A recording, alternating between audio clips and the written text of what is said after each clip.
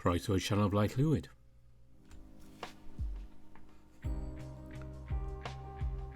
Welcome back to Burrows. So to keep you in the loop of what's happening here, Ken's route recently got an update, so that's what we're going to be playing today. And then when we finish this update, the next Burrows video after that, we'll go back to Mark's route so we can get caught up on there.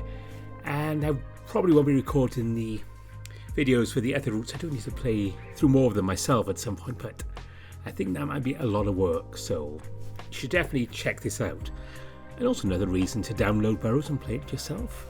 It's a decision we're going to be making right at the start here, and I can only make one decision because the other content is being worked on, so another good reason to check out Burrows. I think this is probably going to be 2 videos for this new build. Yeah, I think so. So let's pick things up. Go on then, make your choice.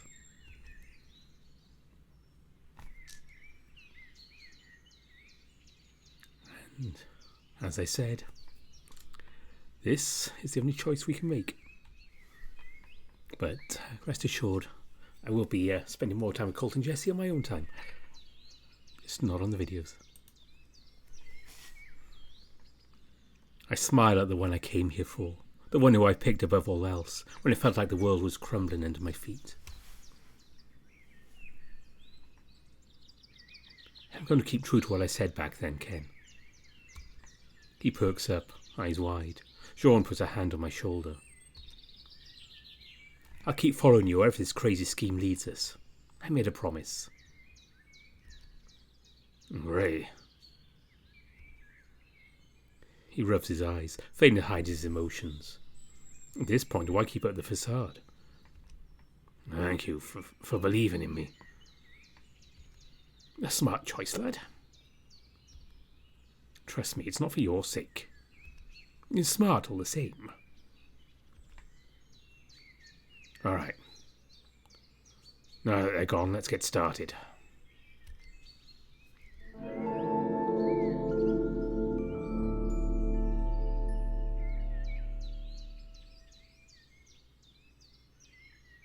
I can take a deep breath and let it out slowly. No going back now. What's the plan? We're going to Doc's house tonight. What? You mean to act that quickly? It's what preparations? Now, don't worry about all that. We're not safe until we're out of this hotel. No, out of this town. He starts gathering his things without another word. Me and Jean look at each other and do the same. Lobby is empty when I got back. We can't be too careful. Need to get out to my bike ASAP. Should one of us play lookout? Negative. Frank knows all our faces by now, especially yours. He flicks an eyebrow at Jean, who giggles coquettishly. Well, it wasn't my face he was particularly focused on when we... anyway. What then? We propelled down the side of the hotel like a couple of mountaineers? No. Means we split up and meet at the parking lot later. As a group, we're done for, but you two can make up alibis to buy me some time. He pulls me over to Jean's side and wraps his arm through mine. There. I look like a young ward with an adopted grandfather. Yeah. I concur. At most, I'll be his uncle. His youngest uncle at that. Badass. I only need to be convinced enough to get past the front door. We're not expecting Hollywood-level acting. Who the hell is Holly, and why would I care about her wood? What about you? It's a miracle you managed to slip in here when your face is posted all over town. Ken chuckles, put out a baseball cap. Johnny lent me this when I went to pick up my bike. So I don't have to cover my face until we get out of town. That's incredibly juvenile logic. I like it. Seriously? It's about as inconspicuous as you can get, Gray. Were he to don an elaborate disguise, that would only draw more attention towards himself. You would know, wouldn't you? You have dabbled. Are you two done flapping your lips? Let's fucking go already. We agree on a course and move out separately. Sean and I will check out of our room and keep the front desk busy while Ken sneaks out through the western exit. I choke down a gag as me and John trounce through the hotel arm in arm. I can only imagine what people are imagining looking at us. Well, I've always wanted to know what it feels like to be on the other side of this scenario. Maybe I'll keep you employed as a rent boy after all this is over. Stuff it, Gaylord. I sigh in relief as we turn the corner. Thankfully, the same goat that welcomed us when we first arrived has been replaced by a chipper-looking woodchuck. Hello, my, what a charming pair. Bonjour, mademoiselle. Jean does a dramatic bow, letting his cape fall from his arm. She claps. Yes, quite. We're checking out of room 6B. Oh, yes, let me just... She frowns as she piles over some papers. It says here the room was booked by Mr. Zenedy Zurero. God damn it, is that really the best Ken could come up with? Yes, that would be moi. Ah, my, what a unique name. It's quite common in Djibouti. I'll look it up sometime. Alrighty, I just need your key and give you back the security deposit. Here you go. I toss the key onto the desk, but someone grabs it mid-air. Leaving so soon? The fur on my neck bristles. I realise it was his cigarette-laden breath that was hitting us from behind this whole time. Oh, Officer Hopkins, what has you back again so early? I look up from the floor to see his smug face grinning at us. Even with shades on, I can tell he's loving every second of this. Well, I just can't get enough of the coffee I'll serve at the information desk. We tell us the stuff down the station. Oh, I can make you a cup. Just give me a few minutes. Yeah, but The woman's ready out of earshot by the time Frank cuts in between us, palm slamming down the desk with our key in tow. Why don't we have to talk, eh? What's there to say? You can start by telling me where Ken is. Who? He sighs in frustration, taking off his glasses to stare at us with those cold, unfeeling eyes. There's no point in lying. You know being given orders to keep a tabs on everything that goes on in this hotel, right? That means you have access to all the records of who goes in and out of this place, down to the date, time, and even gender. He reaches behind the desk and fiddles around while pulling a form out of a folder. Like... Oh, it says room 6B was booked by a male feline 3 nights ago. It has now been relinquished by a male possum and, He looks Sean up and down with a sneer. What even are you? Would you like a reminder of what you called me the other night, sweetie? The officer shudders in disgust, instinctively reaching for his gun. I hold my breath until his hand moves back to the desk. You fucking freak. What's it you're trying to accomplish here? I don't do anything, sir. We're simply trying to get back home. Did he threaten you? Is he holding someone hostage? Oh, we don't know who you're referring to. Me and my... He sighs. A grandson need to return home as soon as possible. We've grown weary of your little town. Yeah, why the hurry? Think your little single of a city down south's the only place, Stevens, that you can get your rocks off?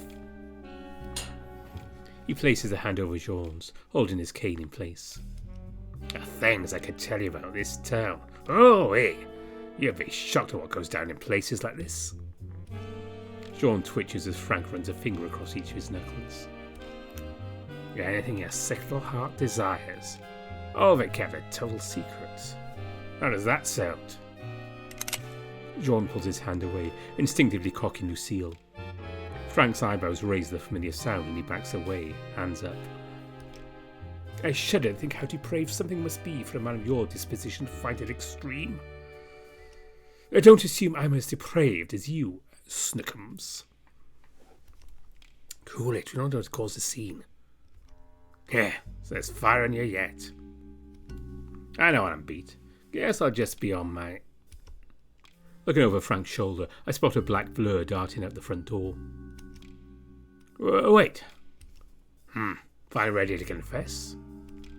Just answer me this. He crosses his arms, tapping his foot impatiently. What makes you so sure he's guilty? What could he have done that warrants this much obsession? Frank burst out laughing loud enough that a few people in the dining hall turned to look at us. Maybe you're not involved after all then. Kid, don't you remember I told you back on the highway? He's a killer. Remember that. The woodchuck shows up with the coffee just in time for Frank to grab it on his way out. Without another word, we finish checking out and make a break for the parking lot. Exiting the Salty Dog, we look around, making sure Frank's squad car is nowhere to be seen. Where did he say to meet exactly? He didn't. I get cut off by the roar of a motorcycle engine as Ken sweeps around the block, screeching to a halt in front of us. Not subtle. Shut the hell up and climb on. Can three of us really fit on this thing? Yeah, Skinny, so get in the middle. Ray, hold onto my shoulders and make sure she stays put. We reluctantly climb on, Ken barely giving us a moment to get comfortable before speeding off. It takes all my strength to keep Jean pinned to Ken. The speed we're going, the signs and buildings all melt together in a smeared pastiche of small-town America. Fuck, my eyes are tearing up. I've never felt more alive. Go faster, bad boy. I'll take you on the highway next time, then we can really go wild. Unless you buy us helmets. Shh. We start to slow down as we pass rows of motor shops and garages. Even this early hour, all manner of varmints are hard at work, repairing cars and shining engines till they sparkle like the sun. We're stopping here. It's then we walk up to Johnny's shop. I gulp, wondering what final words they'll exchange for our fated mission. You two, follow me inside. Are you sure? I don't want to be seen sitting on a stolen bike, yes. Oop. We awkwardly hop off his bike. Pins and needles assaulting my crotch as everything comes back to life. Ouch! I don't know how you tuck it all back so often, Jean. I do no such thing. Huh? I thought that was part of the female illusion. Sweetie, the men either don't notice or don't care if they're coming after me. The long dress doesn't hurt. Ah, so it's laziness. Enough dawdling. Come on. The bell jingles as the three of us shuffle into Johnny's shop. Like before, I'm in awe of how many massive engines and motors he managed to fit in such a small room. My, this place positively reeks of manliness. Ah, that's just motor oil. He storms up the front desk and starts tapping the service bell incessantly. All right. Don't move so fast with. His eyes widen and he spots Ken. That surprise is quickly replaced with disdain as he snatches his hat off the desk, securely fastening it with one hand. What are you doing up showing your face around here? Didn't I tell you earlier to get out of town, cat? Yeah, well, I was never too good at taking orders. That much is clear. I see you brought the posse. Yeah, and another one. Looks like you got better at making friends, Ken. Don't worry about them. I'm here for you. I gulp with the tension between them. I'd assumed a reunion between old friends would be more heartfelt. Yeah? What more can I give you? I fix your bag could give you that, and I'm giving you my time. What else do you want? A good leg? Some money? Ken, that's just... Ken reaches into his jacket and pulls out what I've been dreading. A shiny silver gun. What the... He slams it onto the desk, leaning over it and practically touching noses with Johnny, who doesn't budge. Tell me why this is fake. The raccoon chuckles, tapping the barrel of the gun so it spins like a bottle at a sleepover. Do you really think I'd be able to sleep at night if I gave you the tools to murder that man? That's just a prop gun. I've already to scare off any potential robbers. I was sort of hoping you'd go through with the plan, never noticing, only to pull it out and you're nothing but a little pop. He leans an elbow on his crutch, laughing beside himself. Just a look on your face would be priceless. God, if I could only be there for it. This is no a laughing matter, boy. Yeah? So you're saying I should have helped him kill a bastard? No, This isn't a fucking game, Johnny. Why did you... He slouches back, eyes to the floor. Why didn't you tell me? The plan wouldn't have changed. I wasn't going to kill anyone. Well, I said you didn't trust me. You assumed I was only out for revenge. What'd you call all this, then? Justice? Yes. Look me in the eyes and tell me you weren't planning on killing him. Scout's honour. At this point, I'm just waiting to see who throws the first punch. You damn fool. Worrying for me all these years just to show up and... He finally cracks, leaning on both elbows to support himself as he covers his eyes. I was always lagging behind. Always fighting to keep your attention. You know, I'd done anything you asked, just so you'd keep me around. Johnny. He surprises me by walking around the desk and hugging the raccoon from behind.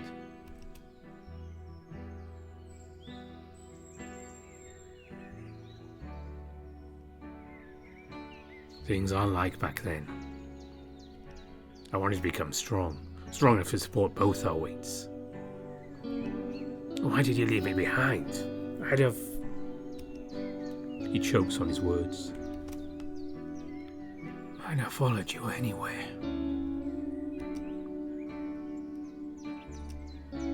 I didn't care if what they were saying was true or not. I didn't mean to. But you did. So I got strong all on my own. I spent the last 3 years telling myself I didn't need you. With or without you, I was going to become a respectable man. Someone you could be proud of. And then you come back, asking the impossible of me. What was I supposed to do? Lose you all over again? Let you get yourself killed? Johnny, I'm so sorry. Ken buries his face into Johnny's neck. I've always been a shitty friend to you. You never should have waited for me. I was dumb enough to think you'd move on, make a life for yourself and forget all about me. And you shouldn't have never taken pity on me back then. It wasn't pity. Liar. I've never lied to you a day in my life, Johnny. Never.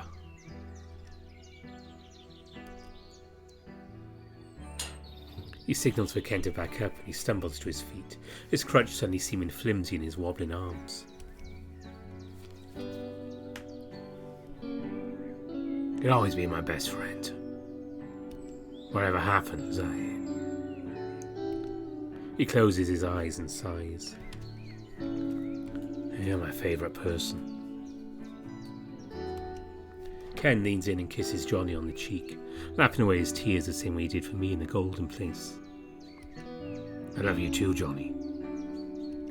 I promise, I'm coming back. Ken grabs the gun and rushes past us toward the door. That's your first lie. Promise me the impossible. Me and Sean stand there, trying to process everything. Johnny collects himself and clears his throat to get our attention. You two don't realise what you're getting into. Ken doesn't trust people so easily. He's put his faith in us for a reason. And that's not what I mean. You're about to see him at his worst, and expect you to stay by his side. Then we will. Simple as that. I envy you two, really. Ken knows I'd just be holding him back. That's why you two, No, that's not it, Johnny. You're the one he cares about the most. He simply doesn't want to put you in harm's way. By not involving you these last few years, he's been protecting your reputation. Maybe. Either way, you have some awful big shoes to fill. He chuckles and taps his fake leg. Well, shoe.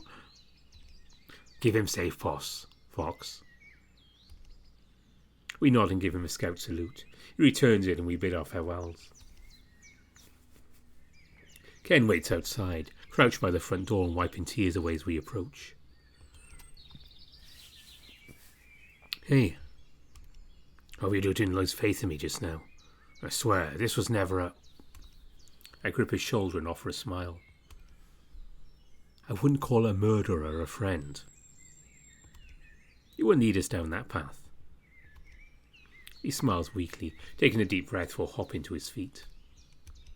All right then, the road awaits us. Get on before I change my mind and leave you behind.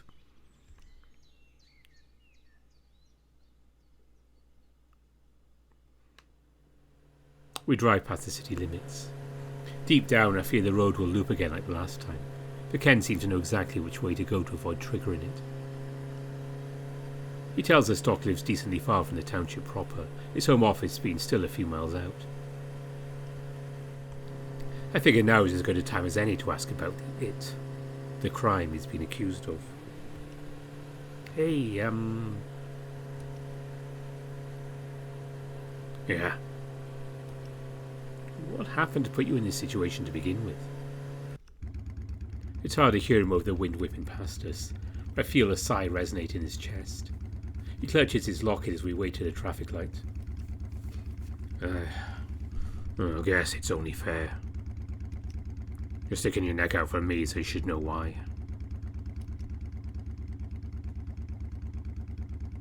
It's just hard. Talking about that night, I mean. I get it, but... He stays quiet for a while, long enough the light turns green again, that we stay put. Thankfully, we're the only ones on the road right now. I'll tell you this much.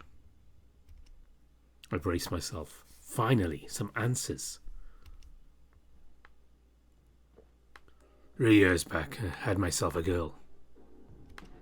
I know, right? Me. And the same grumpy face back then as I do now. But she liked me all the same.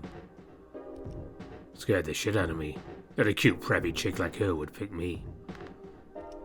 Thought it was a senior prangle that someone put her out to just get a rise out of me. Been a loner all 4 years of high school. Why bother trying now? But as soon as I made her laugh, it was over. I let on all my walls when I was around her. I could finally relax, think things through rationally. Like how I feel when I'm around you. After the third date, I finally calmed down a little. She felt so fragile in my arms. I worried she'd shatter like glass if I squeezed too tight. I had to learn how to be gentle. She tamed me, made me want to be good for the first time, but... Her dad hated my guts. Nothing surprising. I was a punk back then, too. You already met him, Officer Frank. Oh. Yeah, sorry for keeping it from me for this long. He had it out for me at the very beginning. Right because of my attitude and my fur. Honestly, I don't think he needed a reason. I was an easy target. Every schmuck with an authority complex needs someone to make an example out of. So, it's already natural after that night. He chokes on his words and revs the bike a few times, only to stop after moving a few feet forward. It was the night of the spring formal. Neither of us wanted to go, wanted to deal with the judgment of our peers. She said she knew a place not far from town where we could be alone. My heart was racing at the thought of finally, you know. Girls are always so scary up until then. You never know what they're really thinking. Some part of me still thought this was all leading up to some giant prank. All the friends would pop out the woodwork with a camera and catch me looking like a lovesick fool. To prove those nagging voices in my head right. That never happened. We just sat and talked in our old barn all night. It was like something out of a movie. I could hardly believe it. That didn't help, you know. How practiced her words felt. How scripted and cliched the whole thing was. Everyone inside me was screaming to run, to escape this obvious trap. Everyone? And then she gave me this look, waiting to see what I do. Most guys would jump at the chance, but me, I just froze. I guess that wasn't good enough, so she decided to make the first move, for I knew it, she was kissing me. I wanted to enjoy it. My mind wouldn't stop racing. Was I doing it right? Was I supposed to push back with more force, less? Would she cry if I touched her? God, saying it all back, he really did fuck me up, huh? Anyway, I did my best to keep up with her, but then it appeared right behind her. It? A shudder runs up his body, his tail painfully crooked.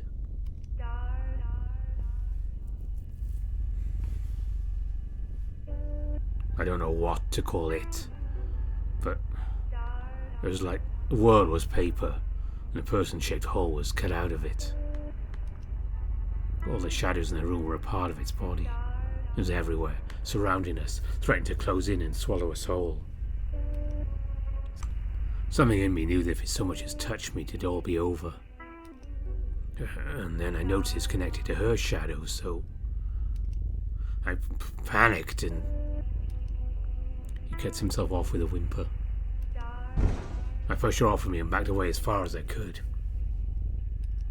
My back hit a wall and I felt trapped. I couldn't even form words. I could tell I was scaring her. God, I wish I could have calmed down, just explained myself, but instead, She tried to get close to me, bringing that thing with her.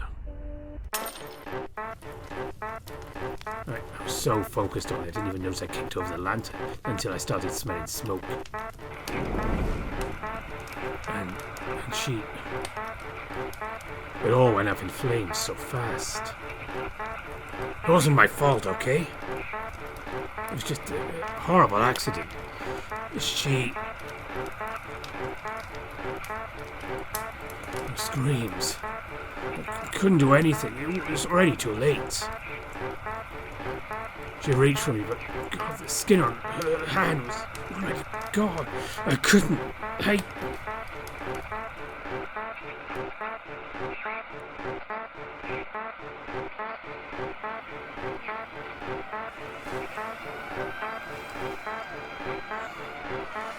ran.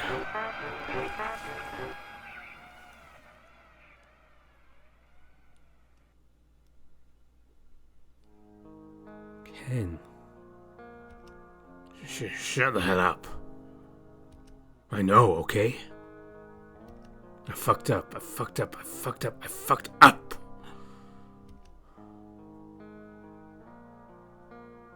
Don't fucking judge me. You weren't there.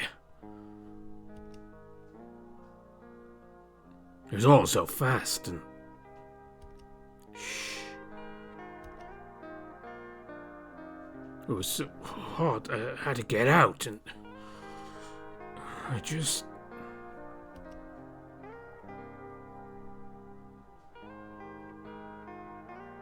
Anyone would have done the same. You can't...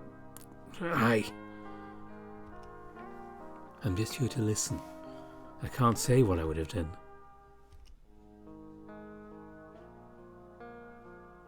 Liar.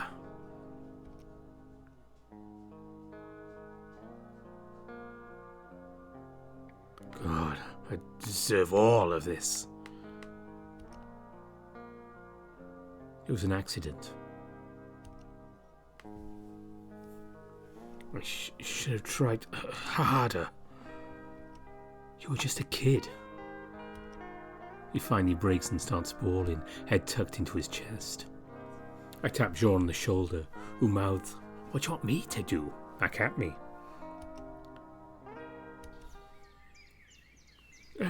Lad, that's a grim tale indeed. But I agree with Gray here that given the circumstances, there wasn't much you could do. I'm not sure I'd do much different in your shoes, especially at that age.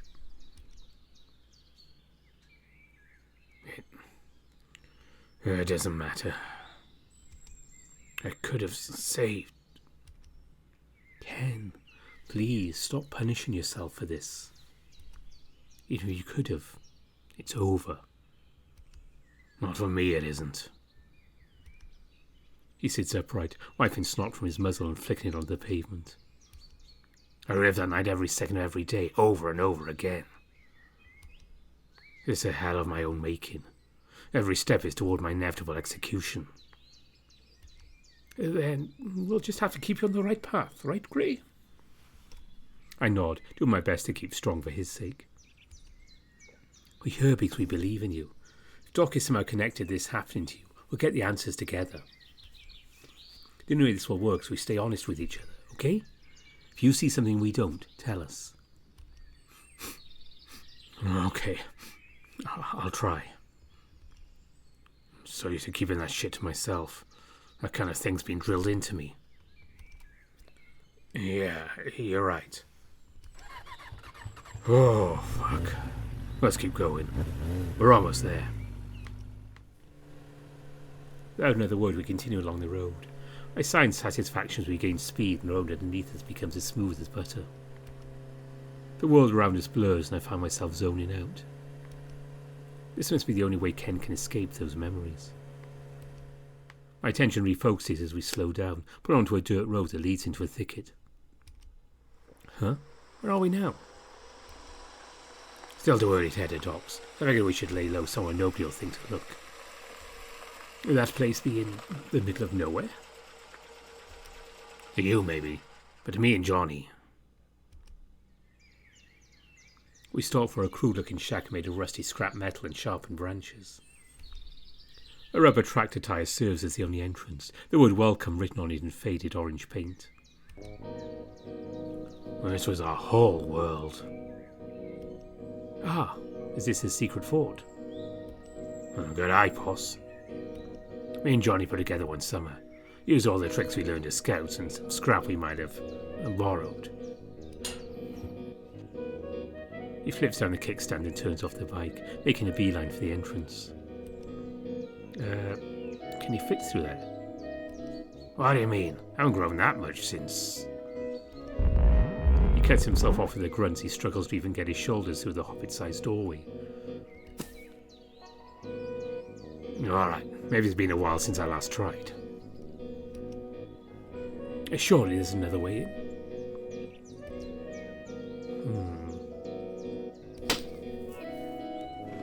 I jumps, he kicks the tyre aside. Tiny piece of my childhood dies as it rolls lifeless into the woods behind us.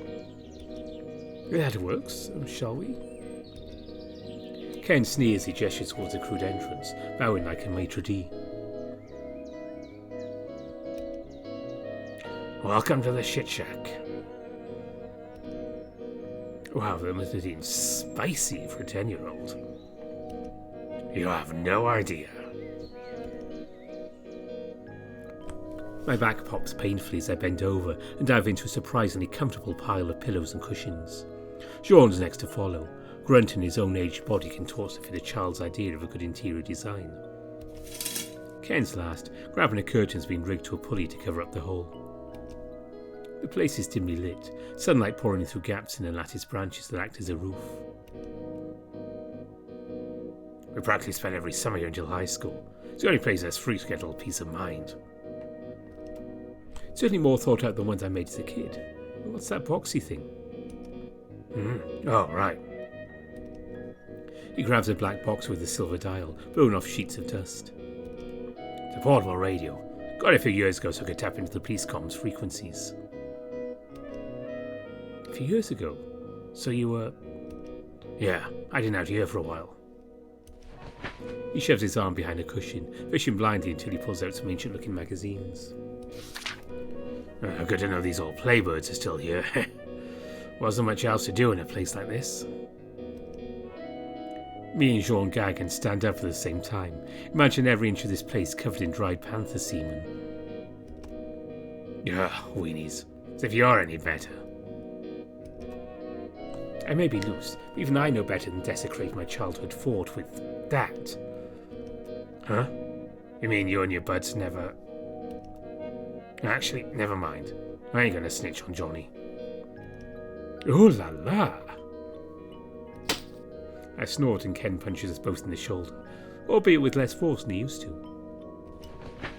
Anyway, don't get too comfortable. We'll be moving again at sundown. He slips through the curtain to rummage through his bike storage, returning with some sandwiches wrapped in something clear and shiny. Here, eat up. We're gonna need to conserve energy. I got 2 ham sammies and a turkey club. Who wants what? A turkey club. So, what is the plan exactly? A turkey club, yes. Do explain the plan to us thoroughly. You both said club. The elder's privilege. I should have priority here. I picked first, so... First is, as the saying goes, the worst. But how childish. Oh goodness, it must be this hideaway. I find myself resorting to childish tactics. So you should eat first because you're the oldest, but you're also acting the... We look over at Ken, who's already started eating the club sandwich. What? I was no reason to argue. We sulk as he tosses us the other 2 sandwiches. Leave it to him to be the most irrational one in the group. So, here's what I'm thinking it should all go down. Doc's home doubles in his office. If he's retired, all the documents when I was his patient should still be there somewhere. Not to mention the tapes. He shudders, shaking it off and continuing on. So obviously we need to find those who are going to prove my innocence. I hate to interrupt. What's the correlation between your crime and this Doc fellow's records? He looks to the side, taking an angry bite from his sandwich. I don't want to talk about it right now. I'll get too pissed off. Ken, I told you, we need to know the whole story if we're going to... Not right now, okay? His voice is deafening in this stifling little room. Jesus, okay, I'm sorry. No, I'm sorry. It's just... I know it'll piss me off and I'd save that rage when it counts the most. I look down and see the pillow he's been holding is riddled with claw marks. So, obviously it'd be easy to break in during the day while they're at the house. That means we risk being spotted by the neighbours. Plus I want him to be there. I need to get some answers out of him. Okay, where do we come in? He grins devilishly. Sean, you're going to dress up as Babette. You'll ring the doorbell, make up some story about your car breaking down. Doesn't matter. You just need to keep him distracted long enough for Grey and I to break into the basement. I gulp. I had a feeling it would come to this, but... And then? We sneak up behind them and ambush them. I'll keep the gun trained on Doc while you time up with this. He tosses a neatly tied section of climbing rope onto my lap. I'll show you to tie a knot they can't break out of. I've practiced it plenty of times in the Scouts. It can only be undone by another person. You said ambush them? You mean Doc and... Huh? Yeah, his wife too. Are you mad? Getting revenge on him is one thing. Asking me to assault an innocent woman is just too much. His eyes narrow. Innocent woman. I shrink back as he suddenly looms over me. Ray, she married him. She has to know what he's done. I still don't even know what he's done. How can you be sure? I have to say, this does sound rather villainous. Yeah? He breathes out through his nose and falls back into a sitting position, arms crossed. Let me put it this way. If we just get Doc, she runs screaming for help. Then the whole neighborhood wakes up, Frank gets called, and we get turned into Swiss cheese. He minds firing a gun at us and we cringe. Making sure she's immobilized is for our own safety. I'm not going to touch her, I promise. Still, the whole thing makes me feel sick. Even if I know we're not going to hurt her, she won't know. She'll be scared out of her mind. Can't you empathize with that? I can't. She's either married to a monster and knows, or she's oblivious and about to find out the hard way. Regardless, she's part of the problem.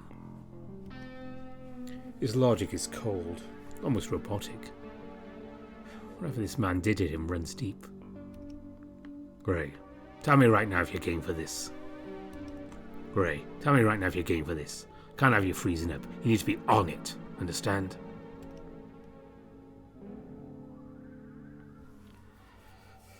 Fine, I'll do it. But please, once you have them subdued, let me take her aside so I can explain everything. Talks as evil as you say, there's no reason to keep her in the dark. It's fine by me. Do whatever you want with her, just don't leave any marks. Jesus, boy, do you hear yourself? Listen, I spent over a year mentally preparing myself for this. I've gone over every possibility, every concern, every moral quandary there is, over and over again. Over this the last 3 years, I've tried this multiple times, only to fail because I wasn't ruthless enough. So, you're saying this is the only thing you haven't tried? Exactly. Become the villain they painted me out to be and go into the source. This is all flying over my head, but I swear, if any harm comes to that woman, you'll have a new enemy on your tail. He clicks the action on Lucy's hilt, not breaking eye contact with Ken. Well, what would it be? To our surprise, he bursts out in laughter. It doesn't replace the tension in the air, instead weighing us down even harder. Oh, all right, Toots, you both pass. Huh? Come on, I already told you. I don't want to hurt anyone. Of course you'll be fine. Then you are testing our mettle? I need to know you're willing to go. After all, we only have one shot at this. You suddenly seemed excited the opportunity to kidnap and assault them. Worse, I have to leave you both behind and take care of things myself. I'm insulted you think we'd have that in us to begin with. I don't. This isn't a game anymore. If we mess up, we die. Hate me all you want, but I have to be sure you're a good eggs. Logical as it is, I'm still perturbed. Yeah, I'm an asshole. Hate me all you want. Idiot, we're upset because we don't hate you. Without warning, he pulls us both into a hug. I go slack in his arms, feeling the tension my muscles finally release. I'm sorry, really. All this is because of my selfishness. It'll be over soon, I promise. I don't lose either of you. Should have trusted you from the beginning. I just have one more question before I agree to anything. Yeah, sure, anything. Just ask. What happens afterwards? We find incriminating evidence. Then what? Frank is still head of the force. Who's to say this won't get buried and your case thrown out? Afterwards? He sits back and stares at the ceiling, genuinely stumped. I don't know why, but I can't imagine anything past this point. So, you don't have an answer? The evidence is easy. I'll just send it anonymously to a journalist who works at a local paper. They'll get the information out faster than the cops would, without bias. Whether or not people will believe it, that's out of my control. Wouldn't be surprised that it doesn't change how people see me. A murderer. Are you okay with that? He shrugs, a wry smile stamped on his face. As long as he goes down with me, I could care less. I never felt free, even before this shit went down. And hey, we're going to skip the cycling ride somewhere new. I'll be your pick guy. I fail to see how being forever on the run, despite his innocence, would be positive, or he's beyond reason at this point. You can't see anything past his desire for revenge. Alright. Just promise me you'll start thinking about your future a bit after this is over, okay? There's more to your life than this town, trust me. Heh, deal. Now rest up. We're gonna have a few hours until sundown. And that should give me enough time to start getting my bed ready. With that, we finish our sandwiches and spend the rest of our time going over the final details of his plan. I can only hope things go exactly as he envisions. But my grandma's old saying rings true even at the best of times. Man plans, God laughs.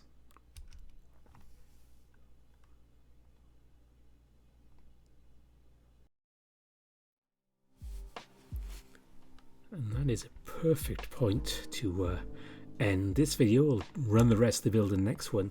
It is a bit shorter than normal, but also it has been a week.